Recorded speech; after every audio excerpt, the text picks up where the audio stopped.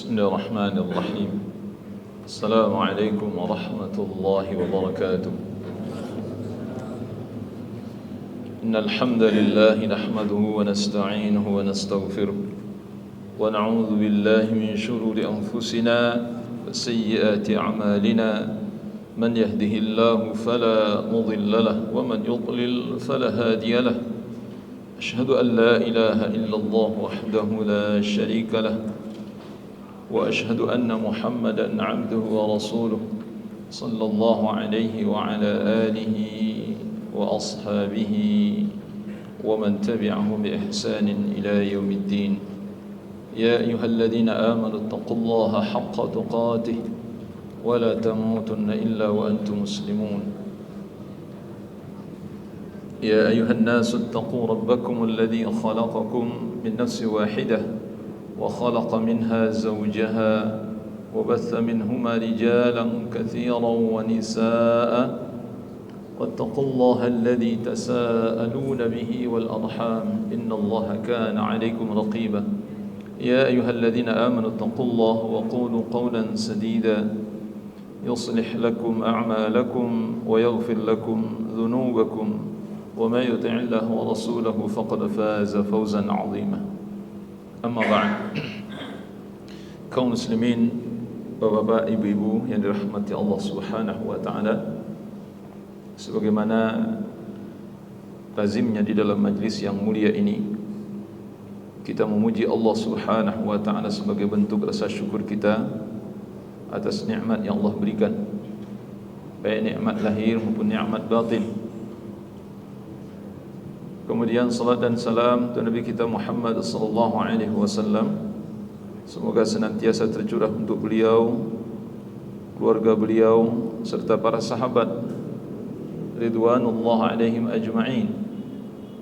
Dan semoga Allah Subhanahu wa taala memberi taufik kepada kita untuk mampu mengikuti jejak langkah Rasulullah sallallahu alaihi wasallam dan para sahabat di dalam menghidupkan syariat yang mulia ini. Kaum muslimin, bapak-bapak, ibu-ibu yang dirahmati Allah Subhanahu wa taala, malam ini kita mengangkat satu tema yang kita ambilkan dari kitab yang ditulis oleh Al-Imam Al-Allamah Al-Muhaqqiq Ibn Qayyim Al-Jauziyah rahimahullahu ta'ala, kitab Ad-Da' wa Dawa. Dan ini sebagai muqaddimah sebenarnya dalam kitab ini, jawaban dari pertanyaan yang diajukan oleh jamaah atau murid-murid beliau. Kemudian ini dituangkan di dalam muqaddimah dari kitab Ad-Da' wa Dawa ini. Dan ini menjadi satu tema tersendiri, dan sungguh merugi kita kalau seandainya kita lewatkan tema ini. Kenapa? Karena kitab ini diawali dengan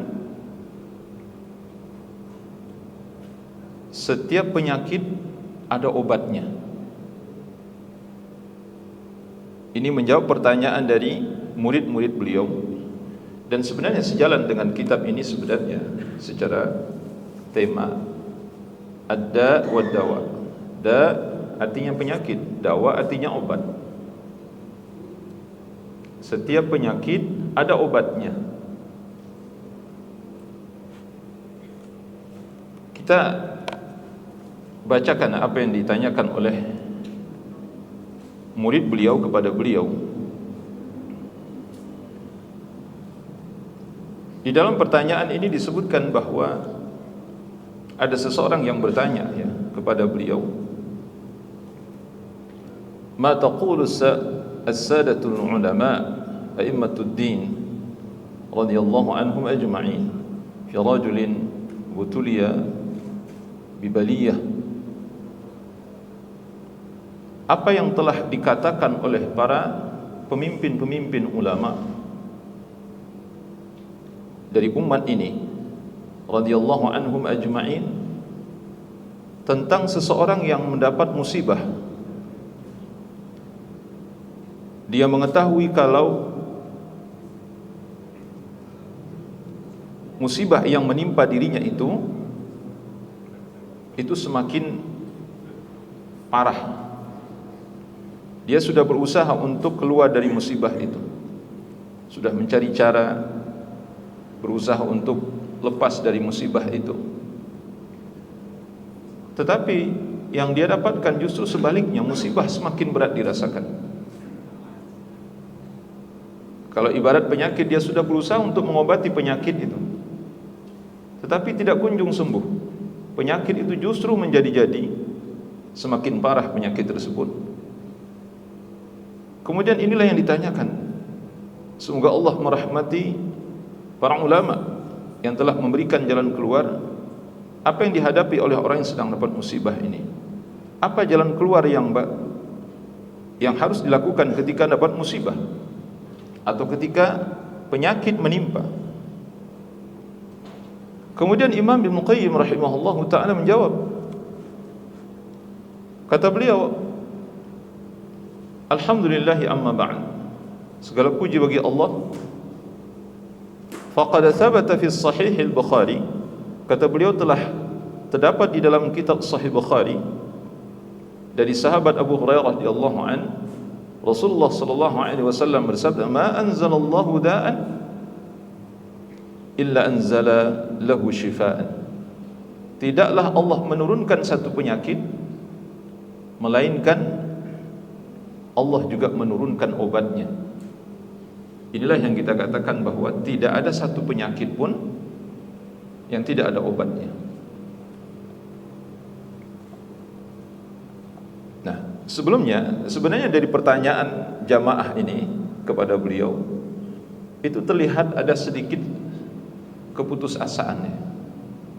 Jadi ada orang yang mungkin sudah berusaha untuk keluar dari beban yang menimpa dirinya atau kesulitan yang sedang dihadapinya, tapi kok nggak kunjung selesai masalah yang dihadapi, kok tidak selesai ini musibah menimpa dirinya, bahkan yang dia rasakan kok semakin berat musibah ini yang dia rasakan, padahal dia sudah berusaha untuk keluar dari musibah itu, berusaha mencari cara agar dia keluar dari musibah ya. Tapi kenapa musibah ini semakin hari semakin berat? Itu yang dia rasakan. Nah, ini kan pertanyaan, seakan-akan ada keputusasaan di sana.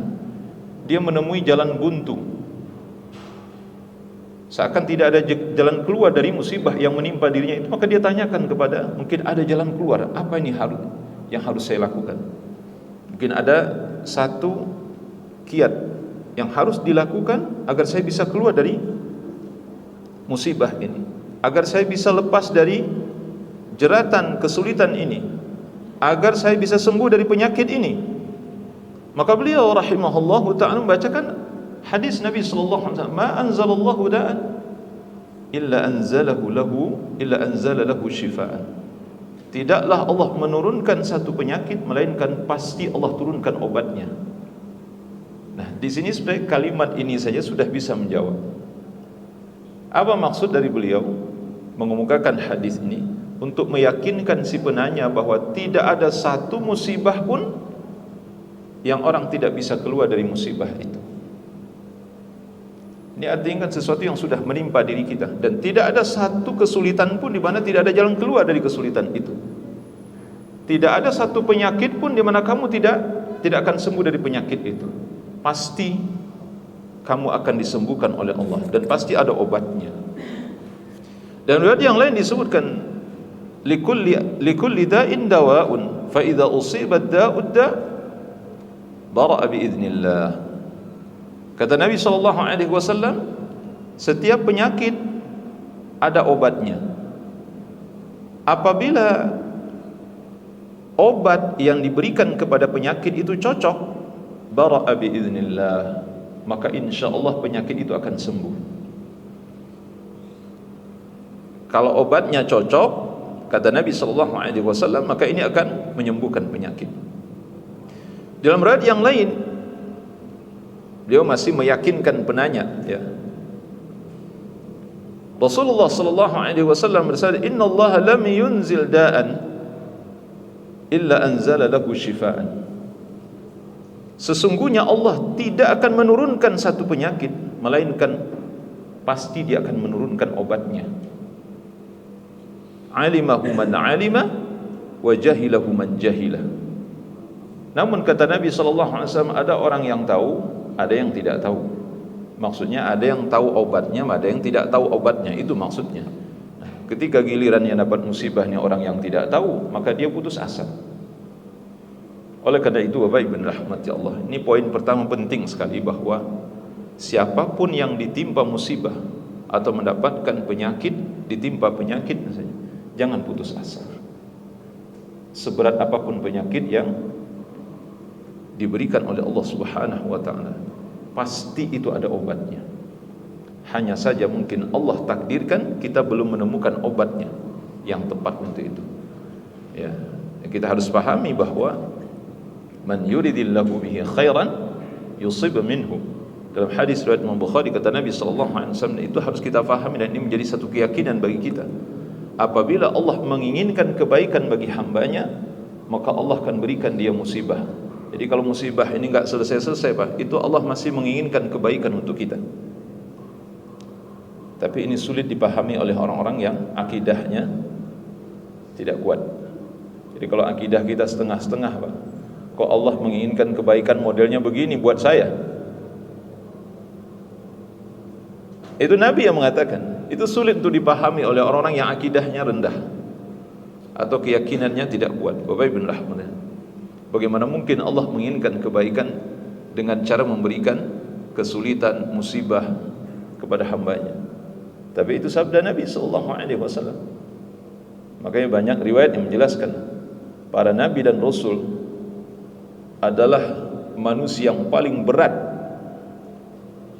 cobaannya dan ujiannya oleh Allah Subhanahu wa taala, karena Allah menginginkan mereka lah orang yang paling besar kebaikannya. Semakin berat ujiannya, semakin berat bala yang ditimpakan oleh Allah Subhanahu wa taala kepada seseorang, maka semakin besar kebaikan yang Allah berikan pada diri seseorang. Bapak Ibu rahmati Allah Subhanahu wa taala. Dalam riwayat yang lain, innallaha lam yadha' da'an illa wada'a lahu shifaan aw da'an illa da'an wahidan. Kata Nabi SAW, sesungguhnya Allah tidak akan meletakkan satu penyakit melainkan Allah juga akan meletakkan obat baginya. Illa da'an wahidan, kecuali satu penyakit, kata Nabi SAW. Faqalu ya Rasulullah mahu. Sahabat bertanya, wahai Rasulullah, apa itu penyakitnya? Jawab Nabi, al-haram, penyakit tua. Penyakit tua enggak ada obatnya, Pak. Jadi kalau Bapak Ibu cari penyakit obat supaya tidak tua, pasti tidak ada. Pasti tidak ada. Itu Nabi yang mengatakan. Kalau penyakit yang lain ada obatnya. Dulu kita kenal ada penyakit Pak? Spilis dulu itu. Karena terjadinya zina di mana-mana gitu kan. Banyaknya kumpul kebo. Itu di tahun-tahun 80-an atau 90-an, itu bahasanya spilis yang saya ingat waktu itu. Itu kata kedokteran, ilmu kedokteran, enggak ada obatnya kecuali mati. Maksudnya tidak ada obatnya, apapun obatnya tidak akan, pasti akan berujung dengan kematian. Saya ingat pada saat itu ada obatnya sebenarnya, hanya saja kita tidak mengetahui apa obatnya. Jadi kalau kita tidak menemukan obatnya, jangan kita katakan tidak ada obatnya. Itu keliru, Pak.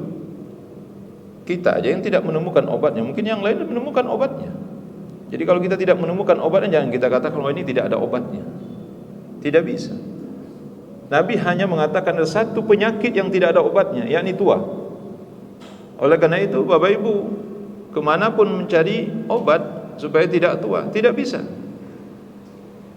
Karena itu adalah sunnatullah yang setiap orang pasti akan menjalani itu. Sama seperti kematian, di mana kematian itu pasti akan datang.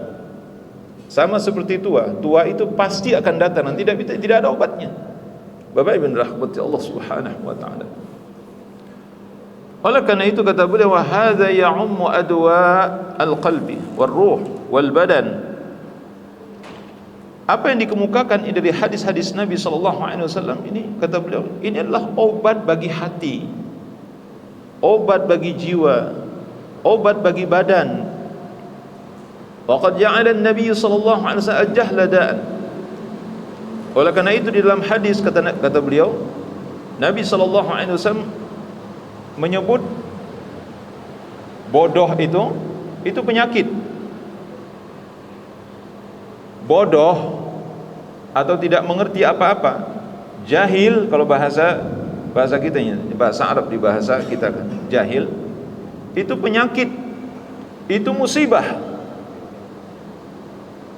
yang menimpa diri seseorang.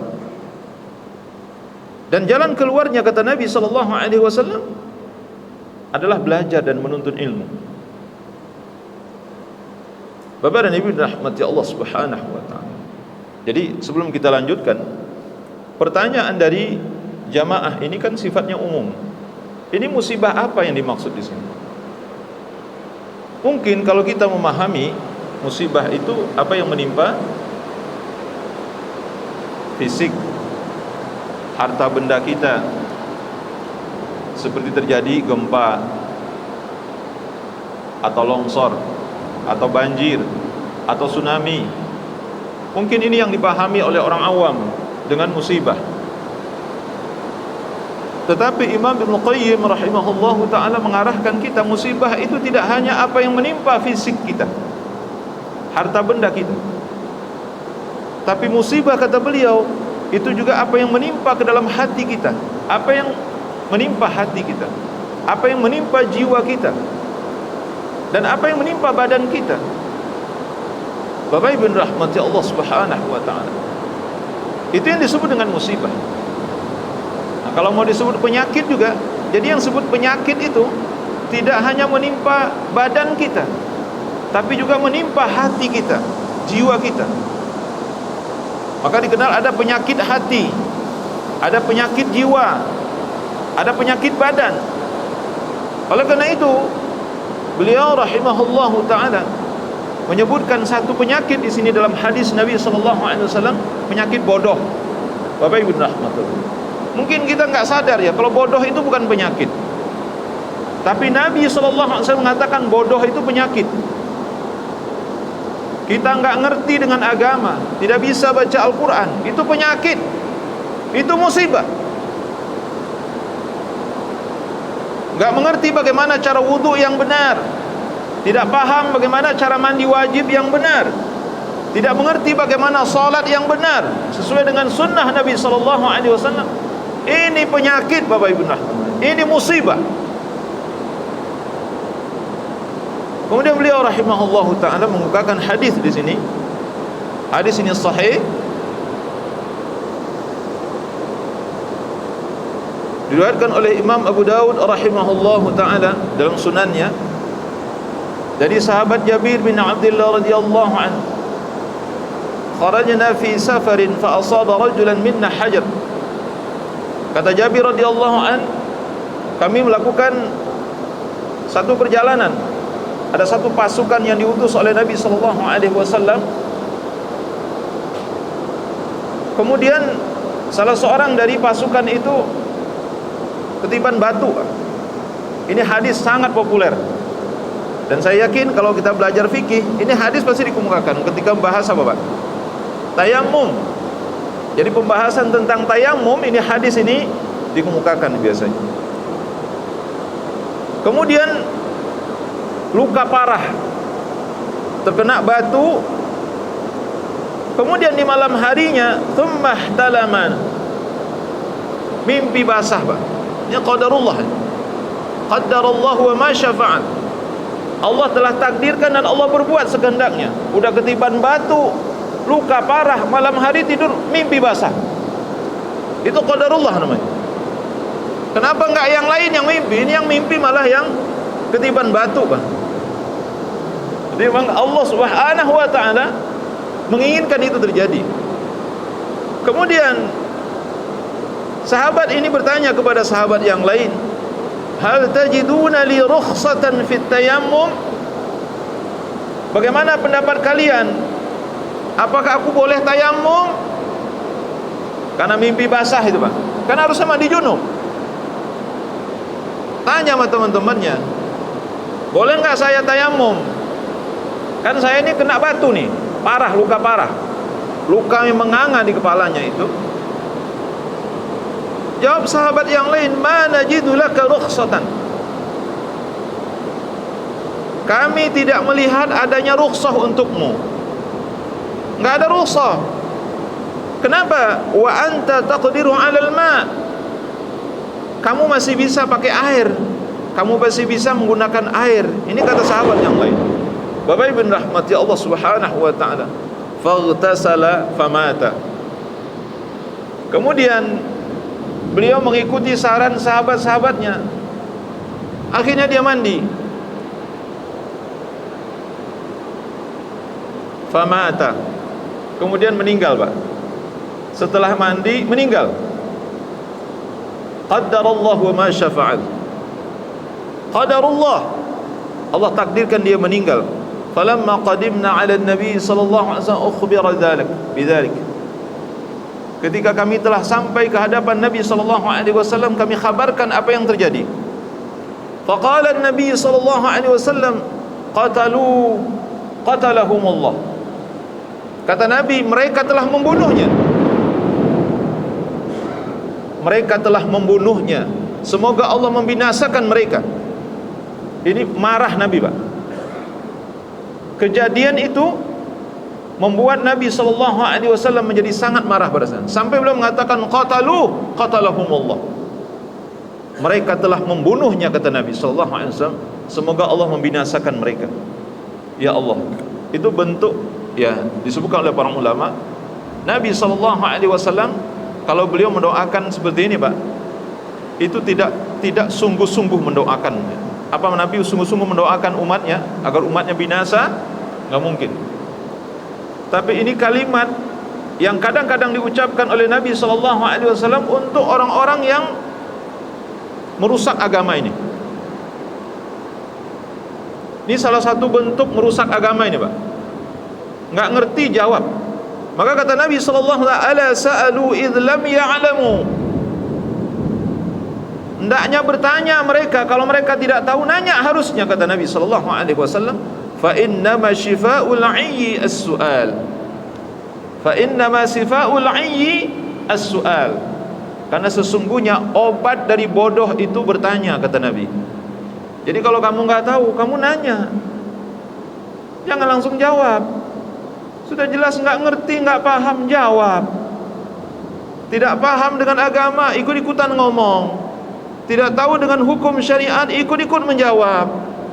Rusak agama ini, Pak. Maka saya katakan, ini Nabi marah karena agama ini jadi rusak karena orang yang seperti ini. Bapak Ibu rahmati Allah Subhanahu wa ta'ala. Nah, kalau mau kita bandingkan, mana yang lebih besar musibahnya? Hanya sekedar penyakit yang menimpa diri seseorang dengan musibah agama ini dirusak oleh seseorang. Mana yang lebih besar musibah ini, Pak?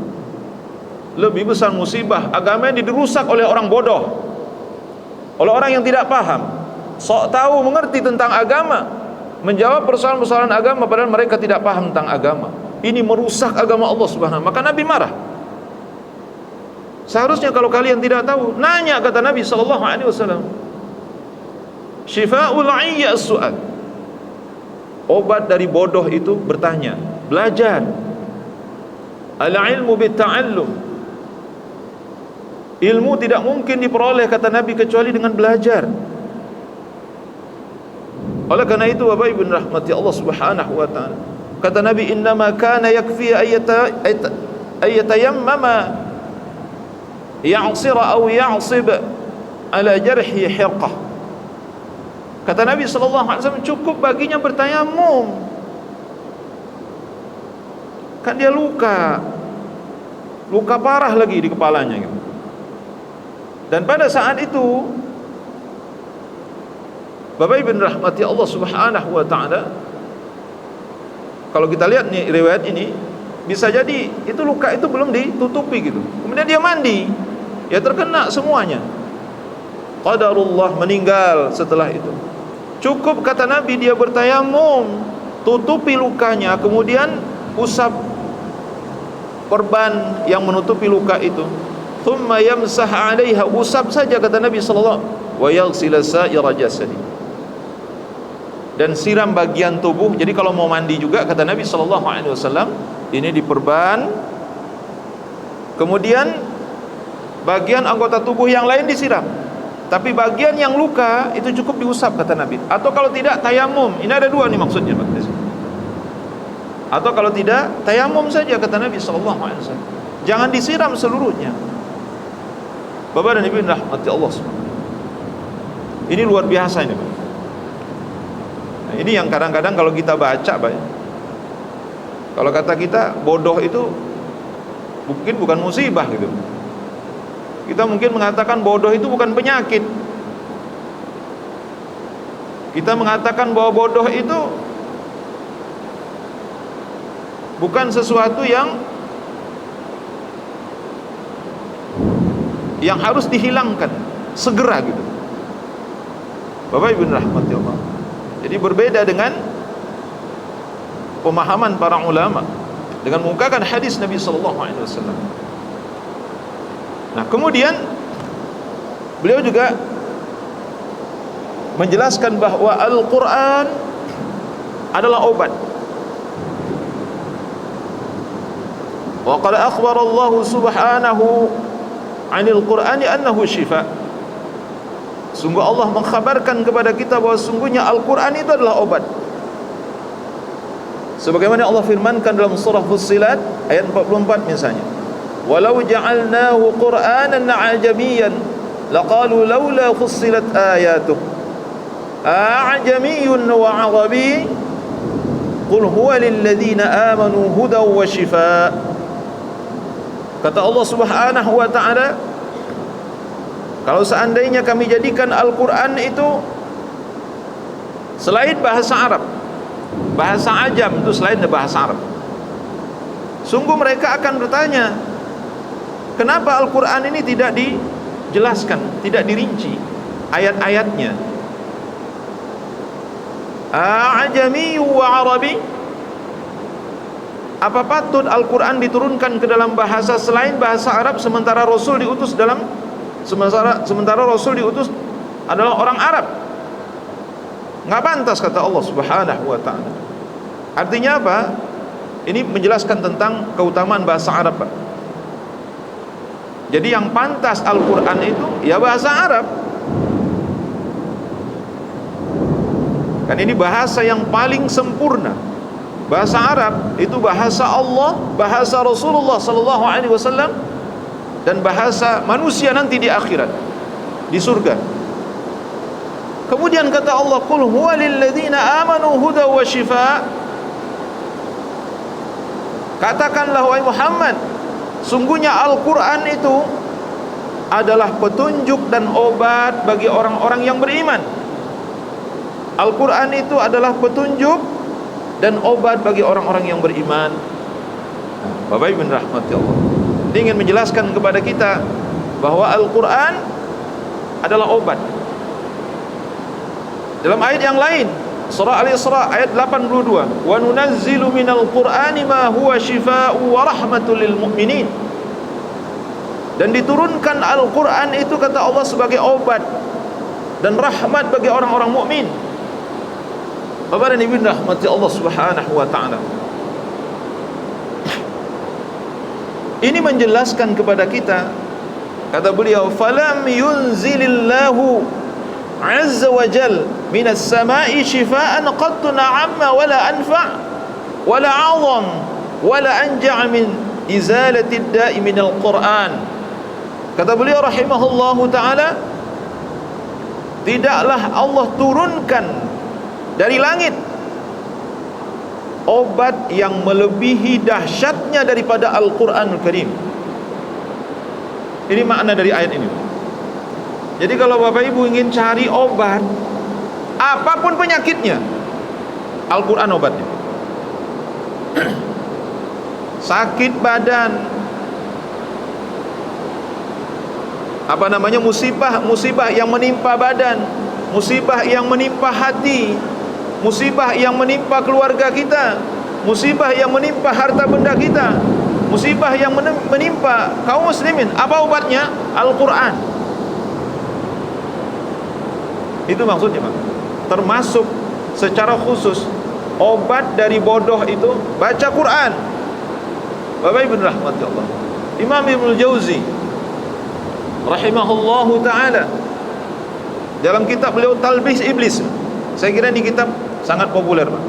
Kitab Talbis Iblis. Bapak Ibu pernah dengar kitab ini? Itu sangat populer, Pak. Ditulis oleh Imam Ibnu Jauzi rahimahullahu taala. Apa kata beliau? Talbis iblis kepada anak Adam itu diawali dari kebodohan mereka terhadap Al-Quran dan Sunnah Nabi Sallallahu Alaihi Wasallam. Bapak Ibu rahmati Allah.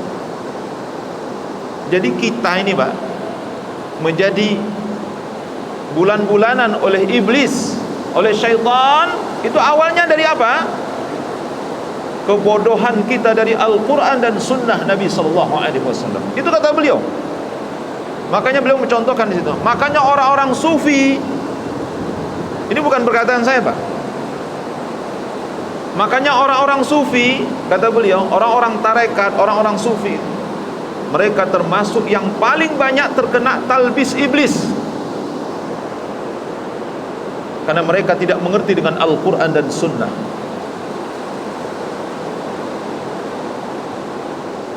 Mereka tidak mau mempelajari Al-Quran dan Sunnah. Mereka lebih mengandalkan intuisi, perasaan mereka, halusinasi, mimpi-mimpi.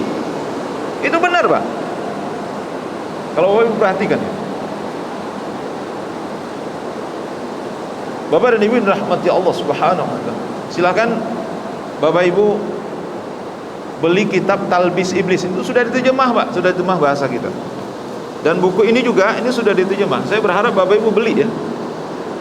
Ini bahasa Arabnya. Maksud saya bahasa Indonesia sudah ada. Bapak bisa beli. Tinggal beli aja. Supaya kita enak gitu maksudnya. Jadi rujukan kita ini, Pak, kitab ada wadawa Imam Al-Qayyim rahimahullah ta'ala. Bapak Ibu bisa dengar nih, apa kan kata-kata saya? Dengar. Saya agak ngegas dikit ini. Saya khawatir nggak bisa didengar suara saya, maka saya tidak pernah ngegas begini, Pak. Ini tapi karena apa? Suara apa nama itu? Suara genteng, suara atap ya. Gitu. Ini rahmat Allah Subhanahu wa taala turun. Rahmat Allah turun. Oleh karena itu, ya mohon maaf saya agak sedikit teriak-teriak nih, Pak. Saya nggak pernah teriak begini. Saya nggak pernah teriak begini, Pak. Saya biasanya tenang aja ngomong, tenang gitu biasanya, nggak pernah teriak. Saya khawatir kalimat saya nggak bisa didengar oleh Bapak Ibu rahmatnya. Itu yang saya khawatir. Maka saya ngegas sedikit ya. Apa-apa, Pak. Jadi kata beliau, falam yunzilillahu azza wa jal minas sama'i shifaan qattun. Tidaklah Allah menurunkan dari langit satu obat pun yang lebih besar pengaruhnya, lebih besar manfaatnya, lebih dahsyat pengaruhnya, kata beliau, dibandingkan dengan Al-Quranul Karim. Dibandingkan dengan Al-Quran. Beliau menjelaskan satu hadis tentang para sahabat melakukan satu perjalanan. Intalaqa nafarun min ashabin Nabi sallallahu alaihi wasallam bi safaratin safaruha. Para sahabat melakukan safar. Kemudian mereka kehabisan bekal dan minta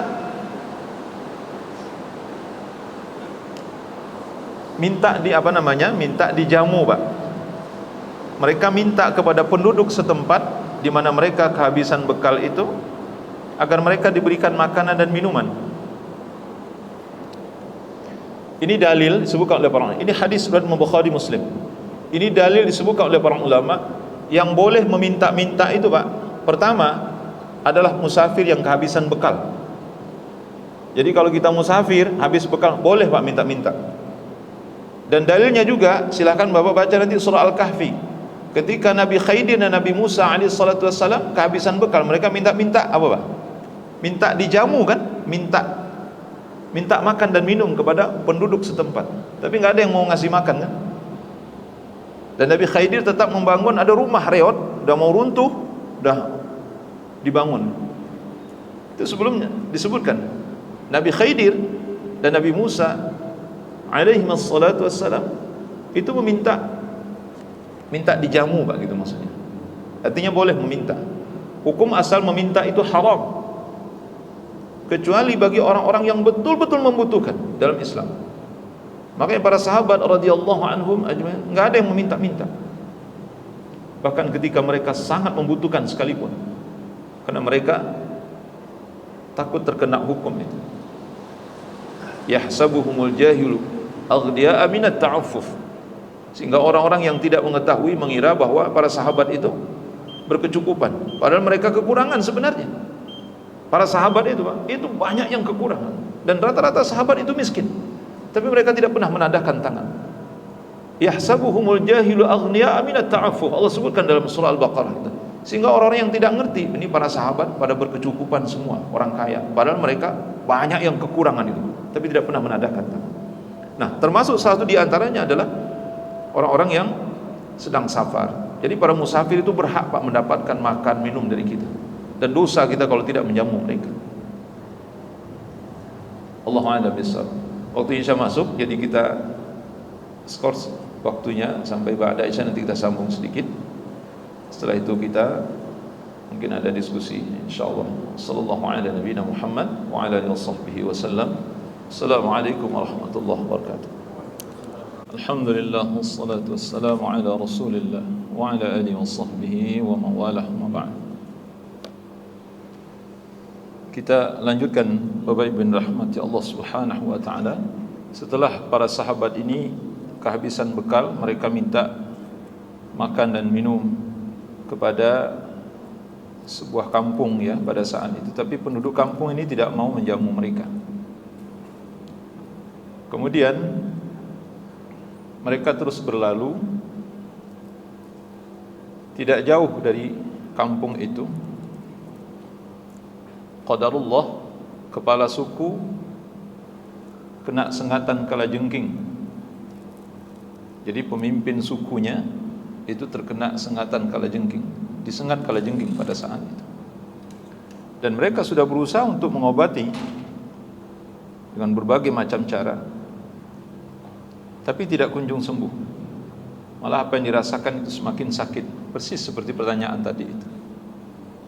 Kemudian di antara mereka ada yang mengatakan, kenapa kalian tidak meminta kepada para musafir tadi?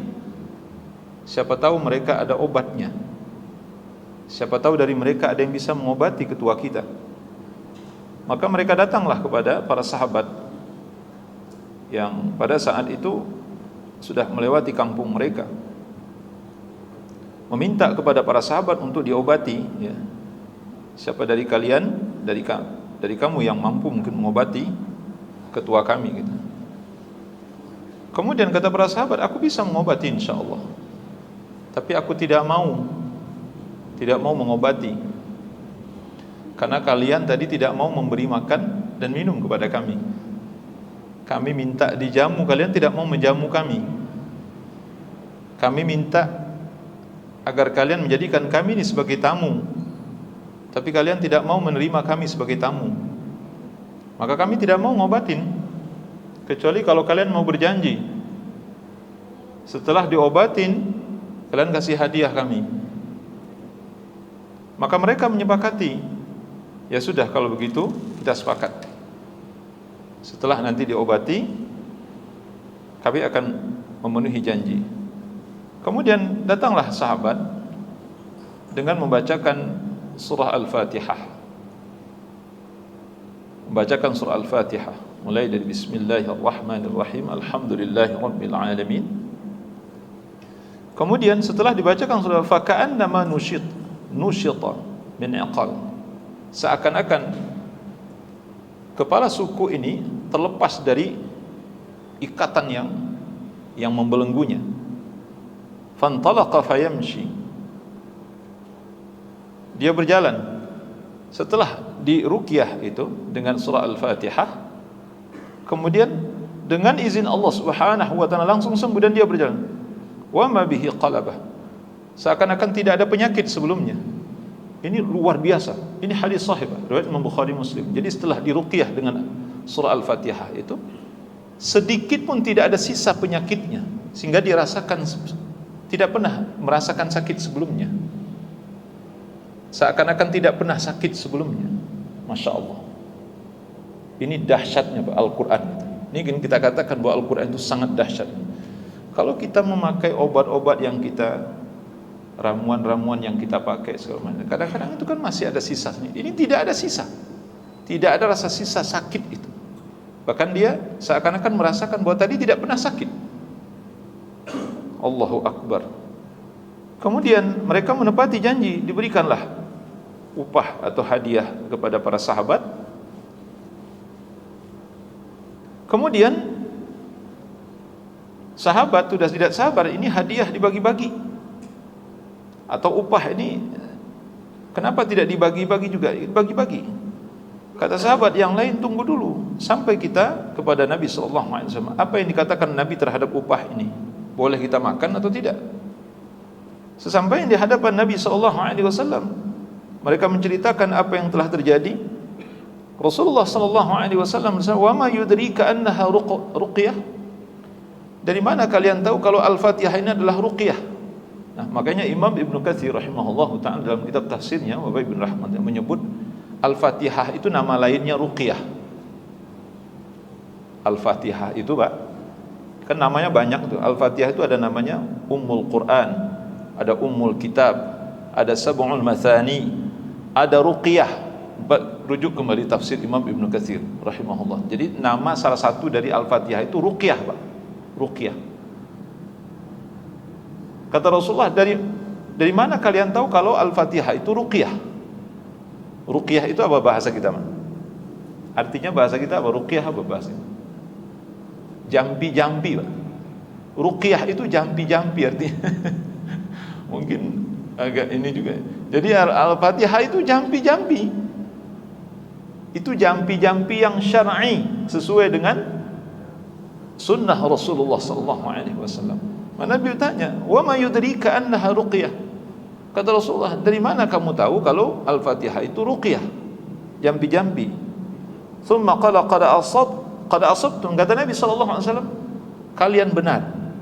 Maksudnya kalian telah bertindak benar dengan membacakan surah Al-Fatihah, mengobati orang itu dengan membacakan surah Al-Fatihah. Kalian telah bertindak benar, kata Nabi. Apa kata Nabi? Iqtasimu wadribu li, ya. Mana hadiahnya, mana upah tadi, kata Nabi. Bagi-bagilah, jangan sampai jangan, dan bagi juga aku, kata Rasulullah sallallahu alaihi wasallam. Jadi bagi-bagi upah tadi itu, kata Nabi, dan jangan lupa membaginya denganku. Bagi juga untukku, ada bagian untukku, ya. Wadribu li ma'akum sahman, ya. Bapak Ibn rahmati Allah Subhanahu wa taala, hadis ini sahih, ya, diriwayatkan oleh Imam Bukhari Muslim, dan ini sangat populer. Artinya apa? Bapak Ibn rahmati Allah Subhanahu wa taala, mari kita perhatikan. Dalam pemahaman kita yang awam, mungkin kita memahami Al-Quran itu hanya sekedar obat bagi hati. Betul apa tidak, Bapak Ibu? Ini pemahaman kita yang awal. Mungkin kita memahami Al-Quran itu hanya obat bagi hati, jiwa yang rusak, jiwa yang sakit, ya, jiwa yang tidak lagi mengikuti petunjuk Allah dan Rasul sallallahu alaihi wasallam. Obatnya apa? Al-Quran. Itu mungkin pikiran kita yang awal. Ternyata tidak. Al-Quranul Karim itu obat bagi seluruh penyakit, semua penyakit, apapun penyakit, apapun bentuk penyakitnya, bahkan termasuk ini penyakit fisik. Oleh karena itu Imam Ibnu Qayyim rahimahullahu ta'ala, apa kata beliau? Faqad athara hadha ad-dawa fi hadha ad-da' wa azalahu hatta ka'an lam yakun. Saking dahsyatnya Al-Quran yang dibacakan itu, sampai-sampai penyakitnya hilang seketika dan tak bersisa sedikit pun. Ka'an lam yakun, seperti tak pernah terjadi, seperti nggak pernah sakit gitu maksudnya. Allahu Akbar, ini luar biasa ini, Pak. Wa huwa ashalu dawain wa aisar. Dan ini adalah obat yang paling mudah. Obat yang paling mudah. untuk didapat.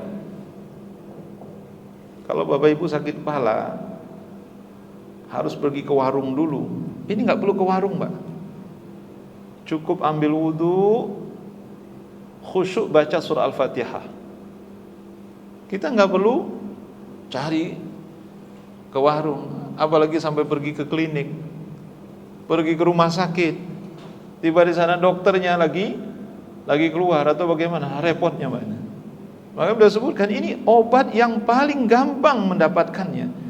Walau ahsanal 'abdu tadawa bil Fatihati la ra'a laha ta'thiran 'ajiban fi syifa. Kata beliau rahimahullahu ta'ala, kalau seandainya setiap hamba, setiap orang, setiap muslim bisa menggunakan Al-Fatihah ini sebagai obat, maka sungguh mereka akan menyaksikan pengaruh yang menakjubkan dari obat yang ditimbulkan dari surah Al-Fatihah itu. Tapi sungguh sangat disayangkan, tidak setiap muslim ternyata bisa menjadikan Al-Fatihah sebagai obat. Itu harus jujur, Pak, kita. Setiap kita udah bisa baca Al-Fatihah, tapi tidak setiap kita mampu menjadikan Al-Fatihah sebagai obat. Itu benar apa yang beliau katakan. Nah, ini yang harus kita pelajari, bagaimana caranya supaya Al-Fatihah ini benar-benar bisa menjadi obat bagi kita. Beliau menjelaskan, makathtu bi Makkah, aku pernah tinggal di Mekah muddatan, beberapa waktu. Tadi ini adwa, aku terkena banyak penyakit, kata beliau. Jadi tidak satu penyakit, ada banyak penyakit yang menimpa diri saya. Wala ajidu tabiban wala dawaan, aku tidak menemukan ada dokter dan tidak pula ada obat yang bisa aku gunakan untuk mengobati penyakitku. Fakuntu u'aliju nafsi bil Fatihah, aku berusaha mengobati diriku dengan membacakan surah Al-Fatihah. Fa'ara laha ta'thiran 'ajiban, maka aku temukan ada kesembuhan yang menakjubkan dari bacaan surah Al-Fatihah terhadap diriku. Fakuntu usifa dzalika liman yashtaki alaman, dan aku sampaikan kepada orang-orang yang mengalami sakit, jadikan surah Al-Fatihah sebagai obat. Fakana katsirun minhum yabra'u sari'an, kebanyakan dari mereka sembuh karena membacakan surah Al-Fatihah. Allahu Akbar. Ini tentu orang-orang yang hidup di sezaman dengan Imam Muqayyim rahimahullahu ta'ala di Mekah pada saat itu. Beliau cukup lama di Mekah, belajar di Mekah, kemudian biasanya kan begitu, menunaikan ibadah haji sekaligus belajar. Orang-orang dulu itu begitu, Pak, dan gak butuh visa. Kalau sekarang kalau nggak ada visa nggak bisa, kita diusir. Jadi harus ada visa gitu, visa khususnya. Ini kalau visa haji atau visa umroh ya cuman segitu doang, nggak bisa. Nanti kalau kita mau belajar situ nggak bisa, kita diusir pasti itu di sana. Sekarang kalau dulu nggak ada visa, seberapa mau lama tinggal di Mekah silahkan, bertahun-tahun, atau nggak pulang kampung sekalian gitu, seperti Imam Fudail bin Iyad misalnya gitu. Itu disebutkan sampai beliau diwafatkan oleh Allah padahal kampung beliau itu di Syam, di Irak. Fudail bin Iyad nggak pulang-pulang, beliau bertekad dan berazam untuk menuntut ilmu sampai beliau diwafatkan oleh Allah Subhanahu wa taala. Silakan Bapak Ibu kembali merujuk pada sirah beliau ya. Imam Fudail bin Iyad di antaranya. Bapak dan Ibu rahmati Allah Subhanahu wa taala. Oleh karena itu ya, apa yang kita sampaikan dari awal, bahwa tidak ada satu penyakit pun yang tidak ada obatnya, pasti ada obatnya. Jadi kalau kita tidak menemukan ada obat, itu bukan berarti bahwa obatnya tidak ada. Tidak boleh kita berkesimpulan seperti itu, Pak. Kenapa? Karena Nabi sallallahu alaihi wasallam menyebutkan, ma anzalallahu da'an illa anzala lahu syifaan. Tidaklah Allah menurunkan satu penyakit melainkan Allah pasti menurunkan ada obatnya. Ini akidah bagi kita, karena hadis ini sahih. Akidah bagi kita, ini keyakinan kita. Sehingga nggak boleh nanti, wah nggak ada obatnya, nggak ada obatnya. Ya, kita belum temu obatnya, kita yang tidak ketemu obatnya. Bapak Ibu rahmati Allah Subhanahu wa taala. Ana kira ini yang bisa Ana sampaikan terkait dengan bahasan kita pada malam ini. insyaallah pada pertemuan yang akan datang kita akan lanjutkan pembahasan kita dari kitab ini insyaallah. Sebenarnya masih ada beberapa poin ya, tetapi kalau anda lanjutkan khawatir nanti terlalu lama penyampaiannya. Jadi kita cukupkan sampai di situ dulu insyaallah. Insyaallah kita lanjutkan pada pertemuan yang akan datang. Ini ada beberapa pertanyaan dari Bapak Ibu. Kalau ada yayasan yang meminta-minta kemudian karyawan pegawainya mendapat gaji dari hasil minta-minta tadi, bagaimana aturannya menurut Islam? Bapak Ibu rahmati Allah Subhanahu wa taala. Iya.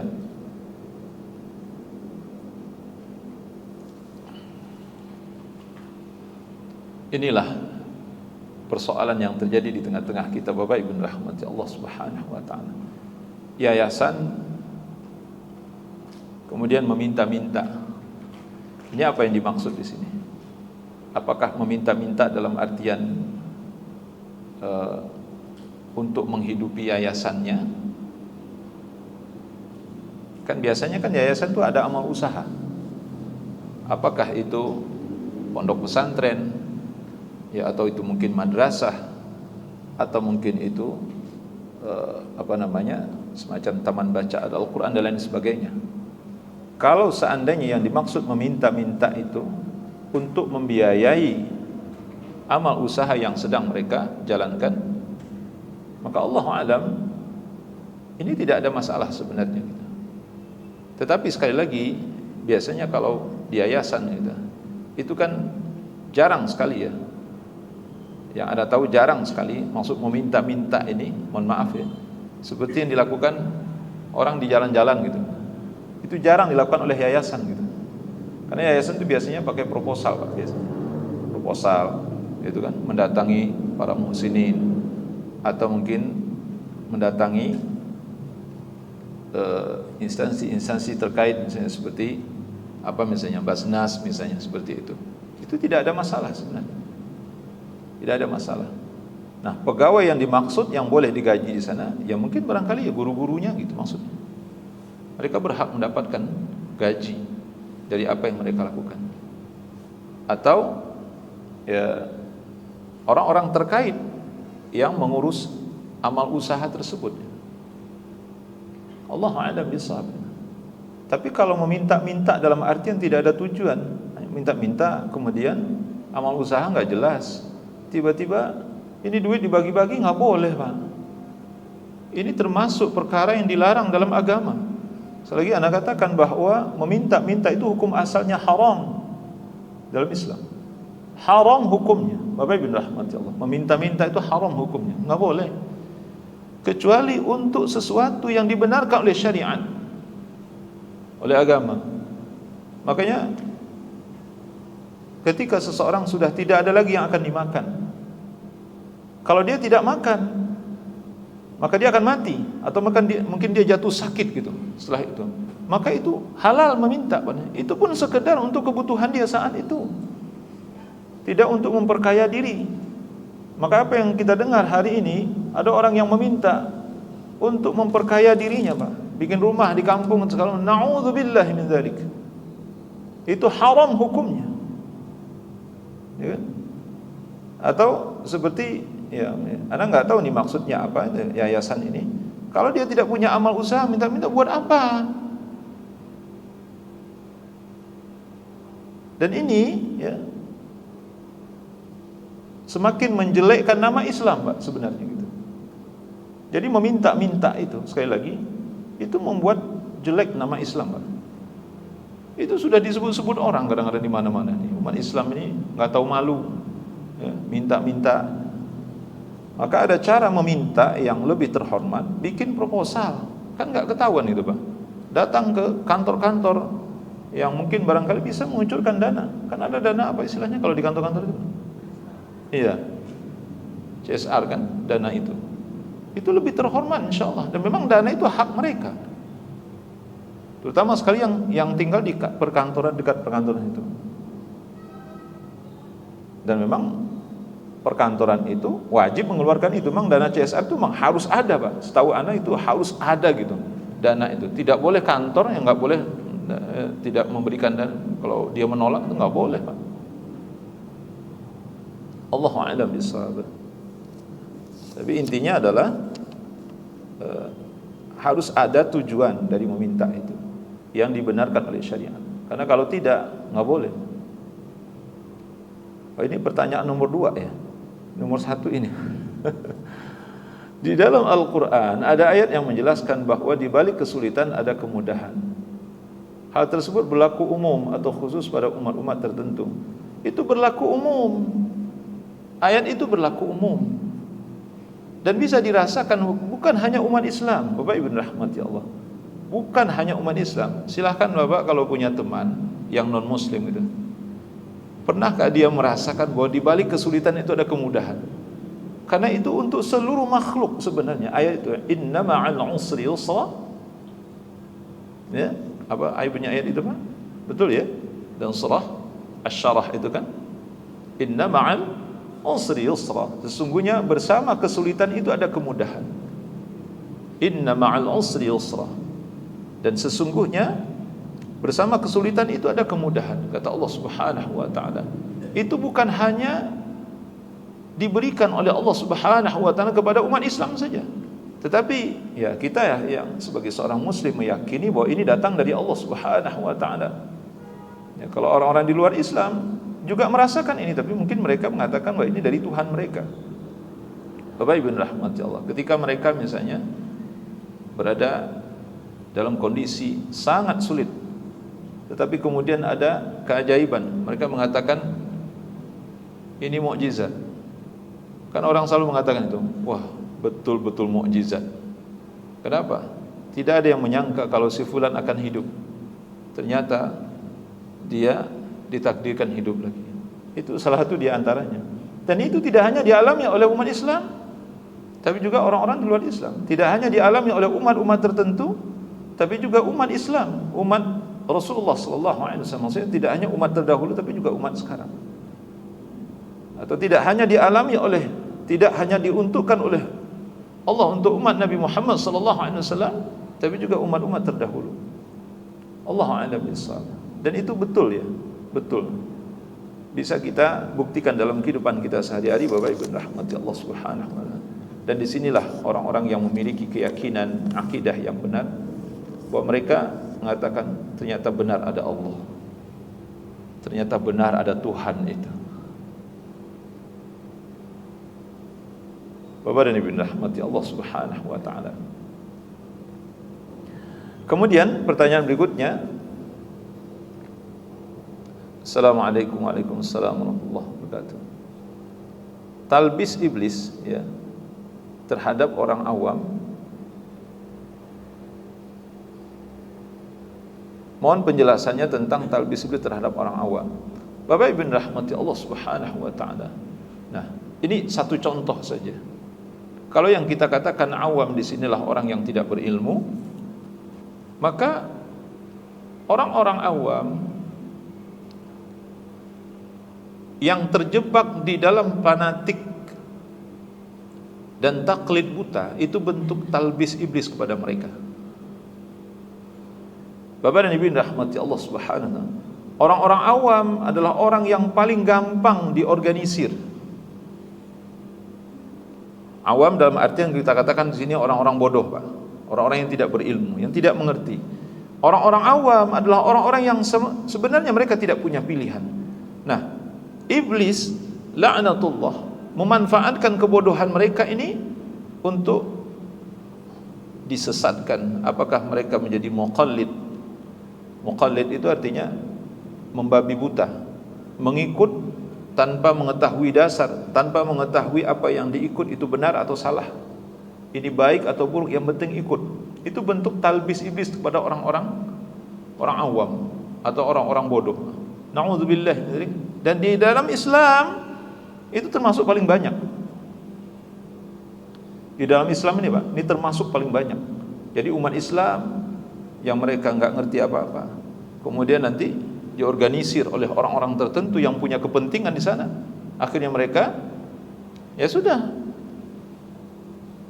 Ya taklid itu sendiri kan dicontohkan kalau dalam ilmu usul disebutkan seperti kebo yang ditusuk hidungnya, Pak, atau sapi ditusuk hidungnya, kemudian dikasih tali, Dia ngelawan nggak kira-kira kalau tarik, Pak? Nggak ngelawan, Pak. Seperti itu taklid itu. Dan ini betul, Pak. Apa kata Allah Subhanahu wa taala dalam surah Al-Isra ayat 36? Wala taqfu ma laysa laka bihi 'ilm. Innas sam'a wal basara wal fuada kullu ulaika kana 'anhu mas'ula. Sungguhnya kata Allah, wala taqfu ma laysa laka bihi 'ilm. Jangan kalian ikut dalam persoalan yang kalian tidak punya ilmu tentangnya.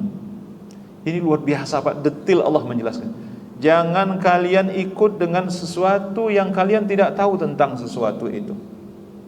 Karena sesungguhnya pendengaran, penglihatan dan hati akan diminta pertanggungjawaban di hadapan Allah Subhanahu wa taala. Nah, orang-orang awam enggak ngerti apa-apa, Pak. Diajak ke sana ikut, diajak kemari juga ikut, diseret ke sana ikut, seret kemari ikut. Itu salah satu bentuk, itu bentuk talbis iblis terhadap mereka. Jadi mereka nggak punya kekuatan apapun. Dan orang awam itu tidak punya pendirian. Pendiriannya dikendalikan oleh orang-orang yang punya kepentingan. Kalau orang yang punya kepentingan orang baik, maka insya Allah dia akan ditarik kepada kebaikan. Tapi kalau orang yang punya kepentingan adalah orang-orang yang jahat, maka mereka akan terjerumus kepada kejahatan. Itu yang terjadi. Silakan nanti lihat dalam surah Al-Baqarah disebutkan, إذ تبرأ الذين اتبعوا من الذين اتبعوا ورأوا العذاب وتقطعت بهم الأسباب وقال الذين اتبعوا لو أن لنا كرة فنتبرأ منهم كما تبرأوا منا. Nanti di akhirat, Bapak Ibu rahmati Allah, orang-orang bodoh, orang-orang awam itu akan menyesali dirinya, kenapa dulu kami ikut orang ini. Sehingga mereka minta pertanggungjawaban kepada orang yang diikut itu. Apa kata orang yang diikut? Kami enggak tanggung jawab, kami cuma ngajak kalian, kalian mau. Itu urusan kalian. Nanti di akhirat itu persoalan, Pak. Mereka enggak tanggung jawab nanti di akhirat, Pak. Mereka berlepas tangan. Kalian hadapilah gimana di hadapan Allah. Itu disebutkan dalam di antara surah Al-Baqarah. Oleh karena itu, Bapak Ibu rahmati Allah Subhanahu wa taala, Islam ini adalah agama yang menuntun kita untuk cerdas. Islam adalah agama yang menuntun kita untuk berilmu, supaya kita tidak mudah disitir kian kemari oleh orang. Kita ini harusnya cerdas, Pak, sebagai umat, sehingga kita tidak gampang dipermainkan oleh, terombang-ambing oleh orang-orang yang jahat.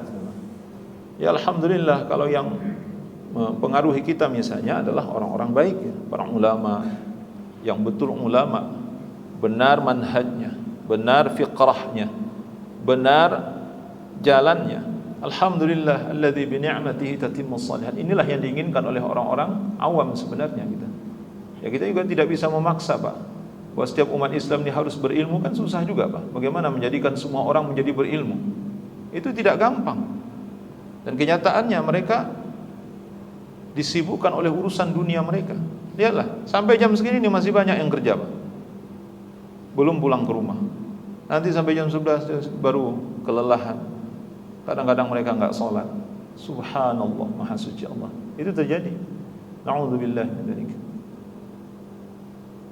Banyak, Pak, kalau di ini kan ya, kalau di ini kan. Yang terakhir ini pertanyaan. Assalamualaikum warahmatullahi wabarakatuh. Tadi Ustaz menjelaskan bahwa yang boleh minta hanyalah orang yang sedang safar, yang benar-benar butuh. Bagaimana fenomena orang yang keliling bawa mobil meminta sumbangan atas nama yayasan anak yatim? Terima kasih. Bapak Ibu rahmati Allah Subhanahu wa taala. Inilah yang saya katakan. Ini sebenarnya termasuk tidak boleh, Pak. Cukuplah di masjid saja. Biasanya kan di masjid itu kan ada kotak anak yatim gitu, biasanya gitu, Pak. Kotak khusus untuk anak yatim gitu. Kalau di jalan-jalan itu, ini kita bicara di hati ke hati, Pak, saya katakan. Kalau di jalan itu, Pak, itu jelek, Pak, nama Islam, Pak. Minta-minta di jalan itu. Jadi kalau mau minta juga gitu, di tempatnya meminta gitu. Nah, termasuk salah satu di masjid ini. Memang orang sedang berkumpul di rumah Allah ini, dan mereka juga kadang-kadang menyengaja ya bawa uang untuk berinfak. Itu lebih tepat gitu, Mas. Kalau di jalan itu yang pertama bisa image-nya itu tidak baik, Pak. Rusak untuk Islam. Yang kedua, itu ganggu perjalanan, Pak. Ganggu perjalanan. Yang ketiga, akan timbul suudzon ya dari orang-orang tertentu ini sebenarnya dana buat apa? Ada yang minta nggak berhenti-berhenti, Pak. Bertahun-tahun minta di pinggir jalan itu. Itu saya saksikan itu. Dan kita harus ingat pengguna jalannya bukan orang muslim saja. Ada orang-orang di luar Islam. Kadang mereka lagi buru-buru. Kadang ada yang khusus berdiri di tengah jalan. Di tengah jalan itu akhirnya membuat kemacetan. Ini tidak baik, Pak. Saya katakan sekali lagi. Jadi kalaupun meminta, silahkan meminta, tapi jangan di jalan gitu. Dan itu tentu sekali lagi benar-benar murni ini kepentingan yayasan, kepentingan anak yatim. Adapun yang mengelola anak yatim boleh mengambil sekedarnya. Silahkan lihat nanti dalam surah An-Nisa disebutkan oleh Allah Subhanahu wa taala, "Wala ta'kulu amwalahum ila amwalikum innahu kana huban kabira." Jangan kalian mencampurkan harta kalian dengan harta anak yatim supaya kalian bisa makan anak yatim itu sebebasnya, semau kalian. Makanya di ayat berikutnya Allah sebutkan di situ, barang siapa yang diberikan oleh Allah kecukupan, maka itulah yang paling baik baginya. Jangan mengambil harta anak yatim walaupun dia diamanahkan untuk mengurusnya anak yatim. Kalau dia berkecukupan gitu, tidak berhak dia ngambil, Pak, gitu maksudnya. Tapi kalau dia fakir, man kana ghaniyan falyasta'fif, kata Allah. Kalau dia orang kaya, maka hendaklah dia menjaga diri dari mengambil harta anak yatim. Wa man kana faqiran, tapi kalau dia orang miskin, falyakul bil ma'ruf, maka hendaklah dia memakan harta anak yatim itu sekedarnya saja. Ini untuk bagi yang mengolah anak yatim, sekedarnya saja. Allah sebutkan dalam Al-Quran. Enggak boleh mengambil bersenang-senang dengan harta anak yatim. Nah, ini yang kita khawatirkan. Maka orang yang mengolah anak yatim itu wajib orang yang amanah, dan itu harus dikontrol oleh pemerintah sebenarnya, Pak, setiap saat. Jangan sampai mereka berlebihan mengambil harta anak yatim. Kumpulkan anak yatim, nanti yang bersenang-senang malah pengelolanya. Anak yatim dapat sekedarnya saja. Na'udzubillah min dzalik. Ini hati-hati loh, Pak. Itu Allah sudah tegaskan dalam Al-Quran. Makanya wali bagi anak yatim itu harus diangkat oleh pemerintah dalam Islam, Pak. Nggak boleh menunjuk diri sendiri, nggak boleh. Harus ditetapkan oleh pemerintah, kamu berhak menjadi wali anak yatim. Karena itu yang ditunjuk itu pasti ada kriterianya. Harus orang saleh yang taat kepada Allah, yang jujur. Nggak boleh orang-orang yang salat aja kadang salat kadang nggak boleh jadi pengasuh anak yatim yang seperti itu. Akhlaknya nggak boleh jadi pengasuh anak yatim. Maka hak pengasuhan anak yatim itu ditentukan oleh pemerintah, oleh hakim dalam Islam harusnya. Itu ditetapkan di pengadilan, Pak, dalam Islam. Ditunjuk oleh hakim, kamu jadi pengasuh anak yatim. Allahu a'lam bishawab. Jadi urusan sangat sensitif, Pak, sekali lagi. Yang terkait dengan masalah meminta-minta. Ini lagi-lagi masalah ilmu juga gitu. Ya kan? Sehingga bisa merusak citra Islam. Itu fakta, Pak. Saya dengar ini di mana-mana gitu, Pak. Saya dengar dengan telinga saya ini. Oleh karena itu, saya tidak menganjurkan kalau ada apa namanya, janganlah minta di jalan. Jangan di jalan, Pak, gitu maksud saya. Jangan minta di jalan gitu. Ya. Bukan berarti meminta di jalan itu mutlak haram, bukan itu maksud saya gitu. Tapi ini ada kaitannya dengan ya kemuliaan Islam. Ya, mari kita jaga Islam ini dengan cara tidak melakukan hal-hal yang bertentangan dengan ajaran Islam itu sendiri. Wallahu a'lam. Ini bahasan kita malam ini, semoga bermanfaat. Semoga Allah Subhanahu wa taala memberikan kita pemahaman yang benar, tambahan ilmu yang bermanfaat, sebagaimana doa Nabi sallallahu alaihi wasallam, Allahumma inna nas'aluka ilman nafi'an wa rizqan thayyiban wa 'amalan mutaqabbalan. Allahumma anfa'na bima 'allamtana wa 'allimna ma yanfa'una wa zidna ilman. ربنا زدنا علما وارزقنا فهما اللهم إنا نعوذ بك من علم لا ينفع ومن قلب لا يخشع ومن نفس لا تشبع ومن دعوة لا يستجاب لها وصلى الله على نبينا محمد وعلى آله وصحبه وسلم تسليما كثيرا سبحانك اللهم وبحمدك أشهد أن لا إله إلا أنت أستغفرك وأتوب إليك السلام عليكم ورحمة الله وبركاته